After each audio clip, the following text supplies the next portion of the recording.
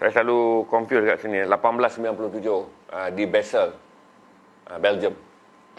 Okey, 1897. Apabila seorang lelaki, wartawan, genius, penulis bernama Theodor Herzl. Theodor Herzl adalah Yahudi yang boleh dianggap ahli fikir Yahudi di Eropah. Apabila dia memikirkan bangsa Yahudi tidak memiliki negara, dan pada waktu tersebut orang Yahudi adalah penguasa ekonomi yang sangat besar. Untuk pengetahuan saudara, kalau saudara baca Saudagar Besar dari Venice, saya tak tahu teks Inggerisnya, yang ditulis oleh Shakespeare. Shakespeare menulis pada abad yang ke-15. Saudagar Besar dari Venice ada catatan bagaimana orang Yahudi menjadi penguasa kepada perdagangan pelabuhan yang paling besar di Itali. Berarti pada abad yang ke-15, pada tahun 1400-an pun, orang Yahudi telah ditulis oleh seorang penulis terkenal dari William Shakespeare sebagai kumpulan peniaga yang paling berjaya, di mana mereka menguasai pelabuhan Itali. Okey, berarti orang-orang yang kaya di kalangan orang Itali telah wujud pada pertengahan abad yang ke-14 pun. 14 puluhan tu dah ada orang-orang Itali yang kaya, hinggalah Shakespeare mencatatkan anda tidak akan menjejak kota Venice tanpa berunding dengan orang-orang Yahudi. Pemilik kapal, pemilik kargo, pemilik semua itu adalah Yahudi. Pada tahun 1897, Theodor Herzl telah mengumpulkan sekitar 200 orang Yahudi yang datang dari pelbagai tempat. Yahudi yang besar adalah mereka yang datang daripada Poland, kerana orang Yahudi sangat kaya di Poland. Yahudi yang ada di Rusia, Yahudi yang ada di United Kingdom, Yahudi yang ada di Amerika. Dalam pertemuan di Basel, Theodor Herzl telah menggunakan satu ucapan yang digunakan oleh Nabi Daud ketika dia berdiri di puncak Bukit Zion. Nabi Daud orang yang beriman kepada Allah. Orang-orang Yahudi adalah orang yang ditindas oleh Empire Roman pada zaman Nabi Daud. Karena bila Empire Roman menyerang, Empire Roman menjadikan bahawa raja-raja Roman adalah Tuhan dan membawa ajaran dewa daripada Greek purba. Pada waktu itu, ketika belum datang Isa AS, belum datang Muhammad SAW, pengikut Nabi Daud adalah orang yang beriman kepada Allah. Mereka menyebutnya sebagai Alum. Okey, Alum. Orang Yahudi ni dipanggil Allah sampai sekarang Alum. Mereka beriman kepada Allah. Jadi Theodor Herzl jumpa dan menggunakan kembali doktrin Nabi Daud dengan mengatakan bahawa telah tiba masanya. Bahawa Nabi Daud AS telah mengatakan, dan dia tak sebut AS, bahawa David, dia kata King David telah mengatakan. Kena ingat tuan-tuan, dalam ajaran Yahudi, Sulaiman dan Daud bukanlah Nabi. Sulaiman dan Daud dalam ajaran Yahudi adalah raja. Dalam Islam, mereka adalah Nabi. Dia antara 25 Nabi yang dinamakan dalam Al-Quran. Tetapi bangsa Yahudi, dia adalah raja. Itu dia panggil King David dan King Solomon. Solomon adalah King Solomon, Daud adalah David. Maka dia menggunakan ucapan tersebut dengan mengata telah tiba masanya kita kembali kepada apa yang telah dikatakan oleh King Daud, bahawa kita adalah negara, kita adalah bangsa yang akan memiliki tanah yang dijanjikan. Sebab itu dia panggil Holy Land, tanah yang dijanjikan kepada kaum Yahudi. Maka dalam pertemuan tersebut, dia berjaya meyakinkan 200 orang ni. Jadi daripada yang mana bersifat kaya duit, mereka melabur kewangan dalam 200 orang ni. Manakala mereka yang mempunyai kuasa penerbitan, kuasa media, kuasa menggerakkan apa-apa, mereka bersatu. Dengan 200 orang pertemuan ini dah pada tahun 1902, 1897, apabila Theodor Herzl berjaya menemukan mereka. Saudara lihat balik petikan yang banyak disebarkan oleh media sekarang. Saya rasa ada orang pegang video tu dalam ni, petikan ketika Sultan Abdul Hamid kedua. Dia petik daripada drama panjang. Sultan Abdul Hamid kedua menerima kunjungan wakil Yahudi pada tahun 1902 untuk membeli sebidang tanah daripada kebun anggur. Dalam drama tu disebut kebun anggur, dalam silah yang lain mengatakan kebun tamar. Tetapi Sultan Abdul Hamid yang kedua telah menolak, bahawa dia kata mana-mana negara yang lain adalah jajahan taklukku, tetapi Palestin adalah milik umat Islam. Dia tak mau jual sebab dia tahu Masjid Al-Aqsa adalah tanah suci, yang ketiga paling suci dalam Islam. Jika saudara tengok perkara itu, saudara akan faham bahawa ideologi Neo-Zionis adalah bagaimana mereka ingin menggerakkan dengan cara apa jua pun untuk mendapatkan kembali bumi Palestin dan kemudian menjadikan Palestin sebagai tanah asal orang Yahudi. Panjang pula saudara tanya saya, kenapa pula Yahudi? Saya cerita balik.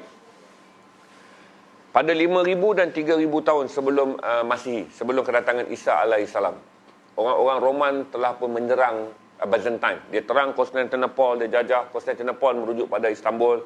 Dia serang Byzantine. Byzantine adalah nama lama bagi Palestin.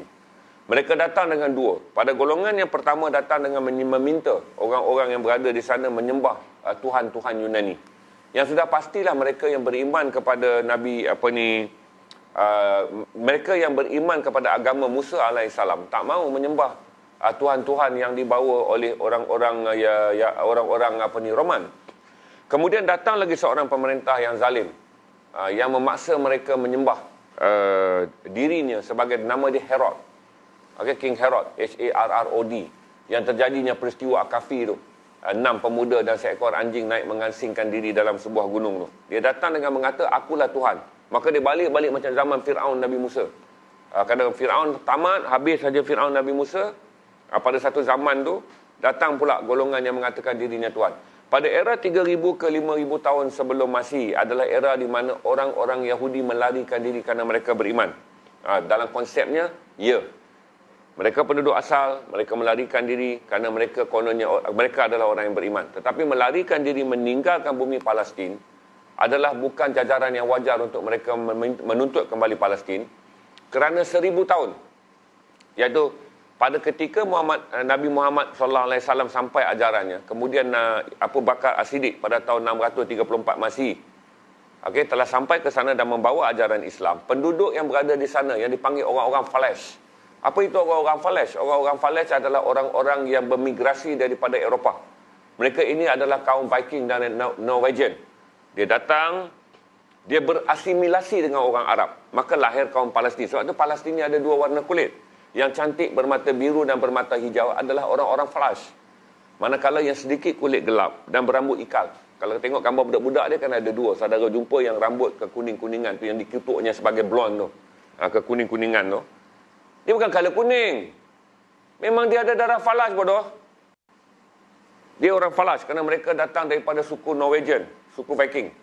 Jadi orang datang, dia orang masuk, dan apabila mereka menerima ajaran Muhammad alaihissalam, mereka asalnya adalah mereka yang menerima ajaran Isa alaihissalam. Kemudian bila datang Nabi Muhammad sallallahu alaihi wasallam, maka Muhammad menyampaikan ajaran Islam, mereka menjadilah orang Islam. Sebab tu orang Palestin saudara jumpa akan ada 2. Yang dituduh berambut kuning tu dia tak color kuning, tuan-tuan, kerana dia adalah darah Falash. Saya nak beritahu kepada Bahlul yang sebarkan benda tu.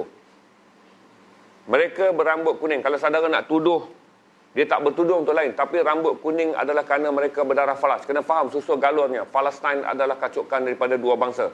Iaitu asimilasi di antara kaum Viking yang datang ke Empire Byzantine dan kemudian memeluk agama Kristian ketika zaman Nabi Isa alaihissalam, dan kemudian memeluk Islam pada zaman Muhammad sallallahu alaihi wasallam. Manakala orang-orang Arab yang pergi berdagang ke Byzantine juga berasimilasi. Mereka membentuk satu bangsa, kemudiannya dalam bentuk geografi. Apabila nama saja negeri itu Palestin, maka kedua-duanya, sebahagiannya kekal dengan bangsanya, tetapi akhirnya mereka berasimilasi. Tanya tak faham lah pula tu. Saya tengok tulis pun macam orang bodoh. Kalau saya sebut asimilasi, dia tentu tak faham. Sebab bahasa yang digunakan dalam fitnah tu bodoh bunyi dia. Tak tinggi tingkat ilmunya. Berasimilasi bererti mereka bersama. Seperti terbentuknya bangsa Melayu. Jawa, Banjar, Aceh, segala benda yang ada dalam dunia Melayu ni, kenapa akhirnya disebutkan oleh kita ni sebagai Melayu? Disebutnya kita ni satu bangsa sebagai bangsa Melayu apabila Islam datang. Dan Peringkat menjadi kota pentadbiran. Apabila Peringkat menjadi kota pentadbiran, asas bangsa Nusantara diasaskan oleh bangsa Sanskrit, iaitu kitab Hindu. Mahabharata dan Ramayana, kerana nenek moyang kita yang berada dalam rantau ni sebelum datangnya Islam, seawal pada abad yang ke-11 adalah beragama Hindu. Tetapi apabila Islam datang, dia berada di tempat kota bahasa yang kecil, iaitu bahasa Melayu. Tetapi oleh kerana kitab-kitab peradaban itu telah menghasilkan kitab-kitab peradaban Islam dan Islam berkembang, maka dia menghapuskan bahasa Jawa sebagai bahasa rasmi. Dia telah menghapuskan bahasa Sanskrit yang menjadi bahasa agama Hindu. Maka asimilasi Islam itulah yang membentuk kita semua ni, identiti kita Melayu. Kau Jawa, kau Banjar, kau Aceh, kau Padang, kau apalah, tak kira lah yang kau nak kelai-kelai pasal laksa ni. Kita semua ni menjadi Melayu kerana asimilasi yang dibentuk oleh Islam. Orang Palestin juga kemudiannya menjadi satu bangsa Palestin kerana asimilasi, iaitu golongan pendatang yang telah pun mendiami bumi tersebut selama lebih 1,000 tahun, iaitu orang-orang Viking, orang-orang Falash disebutnya tu, dan orang-orang Arab. Maka dinamanya Palestin. Maka itu akan nampak wajah sedikit Eropah di kalangan orang-orang Palestin. Yang mana putih bersih tu saudara jumpa, berarti mereka datang daripada Falash. Yang mana saudara jumpa berkulit hitam manis dan berwajah Arab, mereka adalah Arab tulen. Tapi mereka berkahwin sama mereka. Tapi bila berkahwin pun genetiknya banyak. Setiap kali berlaku perkahwinan, genetik falahnya lebih ketara. Iaitu kita lebih nampak banyak yang bermata hijau dan bermata biru dan berambut ikal. Sebab tu saudara tengok kanak-kanak tu, saudara nampak kan banyak rambut dia tu ada 2. Kalau dia kerinting tu, itu betul lah dia berdarah Arab. Kalau dia datang dengan sedikit rambut perang itu berarti dia berdarah falas. Ada darah falas. Majoritinya adalah falas. Sebab itulah tempat tu dinama Palestin. Okey? Itu je saya jawab untuk saudara tadi. Soalan tadi bezanya Zion dengan tu ya. Kemudian Nazi. Bila Nazi tu tuan-tuan dia datang adalah kerana dia nak menebuk kembali tanah orang Falas. Saya cerita secara panjang dah ni. Dia nak ambil balik tanah orang Palestin berdasarkan ideologinya. Nazi senang je. Bila Hitler datang, Hitler mencipta satu ajaran iaitu Aryan. Dia sama juga dengan seperti mana orang Yahudi. Kerana Yahudi ni kalau saudara pergi tengok kuil dia 6 tangkai tu, adalah 6 hari kejadian manusia. Bahawa satu hari Sabtu adalah hari kejadian orang Yahudi. Maka orang Yahudi mulia kerana Tuhan menjadikan mereka lebih dulu. Tapi oleh kerana Hitler seorang seniman, dia mempunyai pandangan yang lebih bijak tentang artistik. Maka dia menyimbolkan satu bangsa yang namanya Aryan. Iaitu bangsa Jerman ini adalah bangsa yang diturunkan dari syurga. Manakala manusia-manusia ni adalah bangsa yang dicipta berdasarkan, tak kisahlah agama kau Islam kau dari tanah. Kalau orang Yahudi, mereka dicipta hari Sabtu. Dia kata itu je level dia orang. Tapi level orang Aryan Jerman ni, kita ni turunkan dari syurga. Dia cipta satu lagi faham. Untuk mengatakan dunia perlu ditakbir oleh bangsa yang diturunkan dari syurga, iaitu orang Aryan. Maka bermula Nazism. Jadi dia kata musnah, kita takluklah seluruh dunia ni kerana kita kaum dari syurga. Islam ni orang yang jadikan daripada tanah. Yahudi ni dijadikan pada hari Sabtu. Dia masih dijadikan di bumi. Kita kaum yang diturunkan dari syurga. Maka bermulalah Nazi, di mana ideologi yang didoktrinkan oleh Adolf Hitler untuk bergerakkan bangsa Jerman menakluk dunia. Itu je beza dia. Okey?